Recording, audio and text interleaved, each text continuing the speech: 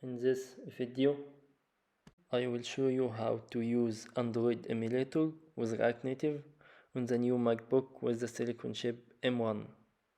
If you had watched the other video I made, it shows how to use React Native with Xcode iOS simulator. I will put the link down in the description. Like this video if it's helpful, also subscribe for support. First, you will have to go to this page on GitHub by Google, and there you will download the first emulator made for M1. Link will be in description. There are 3 versions till now. Version 2 and 3 are almost the same, but 3 has an extra system image for ARM64. Now I will download the version 3, then I will show you how to install it. Open the file now, but you have to skip the system check. Once skipped, then you will be able to add it to your applications. Move the Android file into your applications and it will be installed. It will take a minute. Once the installation is finished, you can open the emulator. Now I am opening it from Finder Applications. You can do the same. After opening it, I will run it in iOS and in Android at the same time. First I have to go to security because it doesn't work. Give me a warning.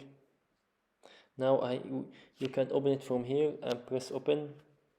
This is the second step. Once this is done, you can go and open now. This time it will work. Now it's opening, giving this warning. I press OK. Now just few seconds for it to open and to work. Now that the emulator is working fine, everything is good, I will go open the Visual Studio Code. I already prepared an application. Now I will run it in both iOS and Android. Of course, I have adjusted the iOS build so it can work. If you don't know how to do that, I would be leaving a link to the other video in the description. You can check it. Now everything is going fine. Both build will be successful. The iOS build is already successful and now it will open. And the Android also working at the same time. Great, iOS is now successful. I have this warning because running 2 builds at the same time. Now both apps are working now, Android and iOS. Everything is working just fine.